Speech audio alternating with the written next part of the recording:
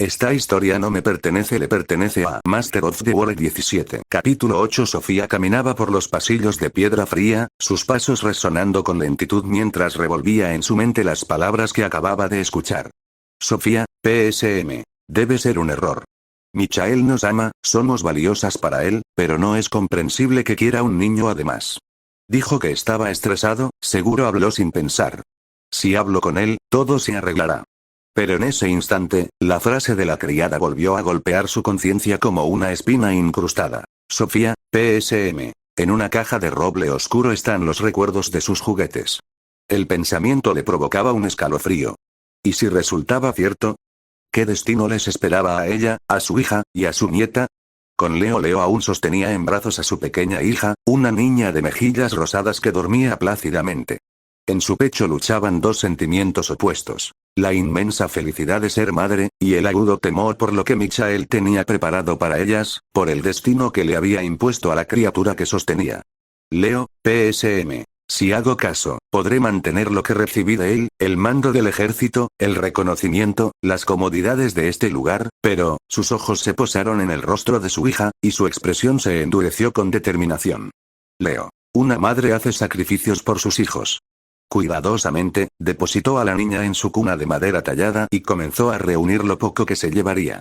Iba a escapar, tomar la ruta del bosque y llegar al reino de rosas, si todo salía bien, allí podrían empezar una nueva vida. Le dolía dejar a su madre, pero no había tiempo para dudas. Su hija corría peligro. Pero detrás de la cerradura de la puerta, una sombra había estado observándola. La criada abrió la puerta lentamente y entró al cuarto. Criada. Parece que ya estás lista. Leo se sobresaltó, pero se calmó al ver quién era. Leo. Me asustaste, sí, debo irme. Mi hija corre peligro aquí. Criada. Entonces te ayudaré. Cerró la puerta con sigilo y empezó a ayudarla a empacar. Con Lucas contemplaba cómo los elfos trabajaban en sus tierras, extendiendo lo que antes había sido un pequeño cultivo hasta convertirlo en un huerto considerable. Lucas. Vaya, mi huerto es más grande de lo que pensaba. Mientras observaba, el cuervo que siempre lo acompañaba revoloteaba por los aires, hasta que captó unas palabras que llamaron su atención. Elfo 1. Somos elfos, seres hermosos y perfectos, y ahora trabajamos para un humano. Elfo 2. SHHH. Cállate. Ese humano es el de las leyendas, el único que puede presumir de darle pelea a un dragón. Elfo 1. Sí, pero míralo. Se ve muy inofensivo. El elfo alzó la vista y encontró la mirada de Lucas, quien sabía que muchos lo consideraban el llamado guardián. Pero el orgullo del elfo le pintaba una imagen muy diferente de aquel hombre de mirada amable. El cuervo descendió volando hasta posarse frente a él. En el instante en que sus ojos se encontraron con los del ave, el elfo sintió un escalofrío. Una visión le cruzó la mente, veía su propia muerte, decapitado por Lucas. Cuando salió del trance, el cuervo ya volaba hacia su amo. Elfo 1, PSM. No, no fue una ilusión. Era como una premonición, se pasó la mano por el cuello, agradeciendo que estuviera intacto. Lentamente, volvió la vista hacia Lucas, quien le saludó con una sonrisa amable, pero para el elfo, aquello fue una advertencia. Aunque Lucas no tenía idea de lo que había sucedido. El cuervo había usado su habilidad ilusión sólida, para evitar que siguieran menospreciando a su amo. Lucas notó que el elfo parecía tenso, pero decidió no darle importancia y volvió a observar sus cultivos. Guarida desde su bola de cristal mágica, la dragona observaba la escena con una sonrisa en los labios. Los elfos, aunque no lo reconocieran, guardaban un rencor antiguo, eran demasiado presumidos, y le parecía bueno darles de vez en cuando un golpe de realidad. Manual. ¿Ya en serio, por qué tanto interés en él? Preguntó el antiguo guardián, intentando descubrir qué atraía tanto a la dragona. Mira, te lo diré nuevamente. Aburrimiento. ¿Crees que es divertido quedarse en una cueva eternamente cuidando tesoros que ni me interesan? Deberías saberlo, tú te la pasas en la bóveda durante cientos de años, solo para salir unos siglos y luego volver a esperar al siguiente protector de esta basura manual. Mi niña, ese es mi propósito. Sin un propósito, no puedes decir que vives, todos necesitamos uno para seguir adelante. Pues qué propósito tan aburrido, bostezó, recordando que el invierno estaba a la vuelta de la esquina. Faltaba poco para prepararse para la hibernación, pero había un problema. El granjero no parecía listo para la estación fría, y menos ahora que más individuos dependían de él. Creo que tenía unas gemas de aceleración que servirían para esos cultivos, pensó, y se dispuso a entrar en la bóveda. Pero Manual se interpuso en su camino. Manual, no te dejaré esta vez. Te prohíbo entrar en este lugar sagrado para seguir regalando artículos de gran valor. La dragona no cambió de expresión. Levantó su enorme pata y lo aplastó con suavidad, dejándolo incrustado en el suelo, y entró como si nada hubiera pasado. Manual. Eso de alguna forma me trae recuerdos. Fin del capítulo. Capítulo 9. Existe una leyenda que habla de un noble caballero que hizo historia al enfrentarse a un dragón negro, una de las razas más poderosas que existen. Su caballerosidad y honor lo convirtieron en un hombre respetado y admirado, siendo un ejemplo para todos. En ese instante, una gran carcajada resonó por toda la guarida. ¡Qué buen chiste, jajajaja!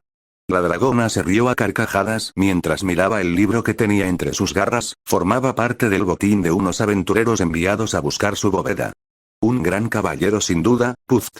Jajajaja.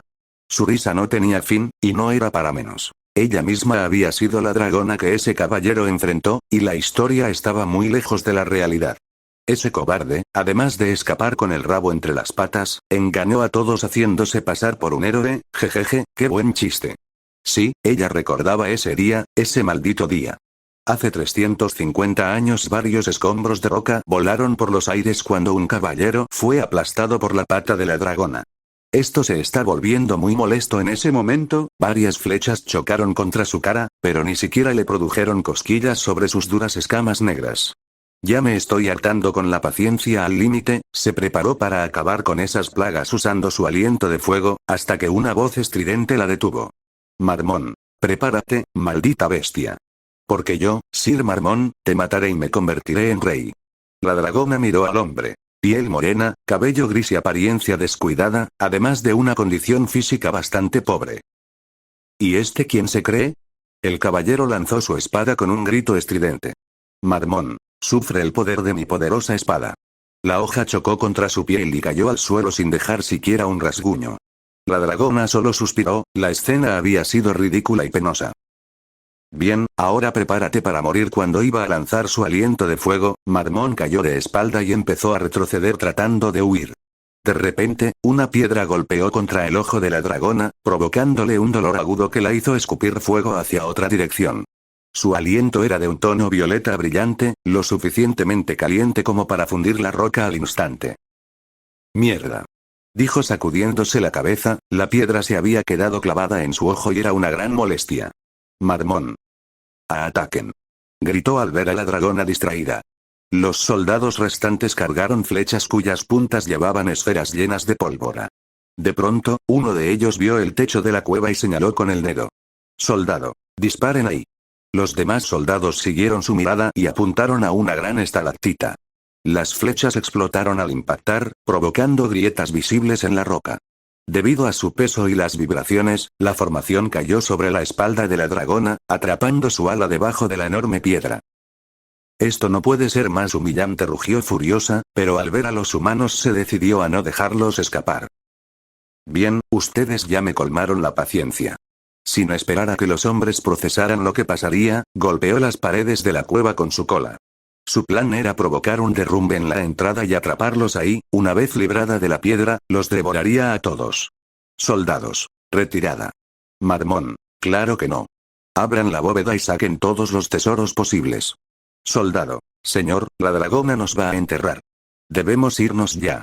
Marmón. Claro que no. Dije que tomaré todos los tesoros de esa bóveda y los tendré. Soldado. Pero señor. Marmón. He dicho que. Soldado. Señor. En ese instante, el soldado empujó a Marmón con todas sus fuerzas, una piedra gigante les caía sobre la cabeza. El hombre fue salvado, pero el soldado quedó aplastado por la roca. Marmón se vio cubierto de sangre y empezó a hiperventilarse. Todo se volvía borroso a su alrededor. Al mirar a un lado, vio a otro compañero muerto por una piedra que le había roto la cabeza. Entró en pánico y salió huyendo despavorido. Fin del recuerdo. Y lo único que recuerdo es a ese infeliz correr por su vida al ver que estaba en peligro. Es cierto lo que dicen. En situaciones de vida o muerte, dejamos ver nuestra verdadera cara, pensó mientras cerraba el libro. Aún no entendía cómo ese hombre se había convertido en rey, había dejado a sus hombres a su suerte cuando el peligro se hizo real. No recordaba que se hubiera llevado nada de su bóveda, o al menos, no exactamente él. Ahora que lo recuerdo, sí, recuerdo ver a uno de esos soldados corriendo hacia la salida, con algo entre sus manos se rascó el cuello y sintió como varias piezas de escama cayeron al suelo. Las miró fijamente, con los ojos entrecerrados. Mis escamas. Ahora todo tenía sentido. Uno de los soldados debió recoger las escamas que ella había mudado antes de irse a invernar, siempre las dejaba esparcidas por el suelo de la guarida.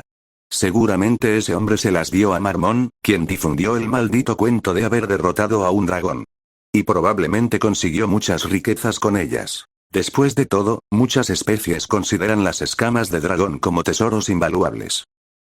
Ya que eso es tiempo pasado, debí matarlo cuando pude, bostezó profundamente, pero sentía como su cuerpo se enfriaba y le picaba por todas partes. Mudaría sus escamas muy pronto, y después tendría unas mucho más resistentes. Antes debo asegurarme de que.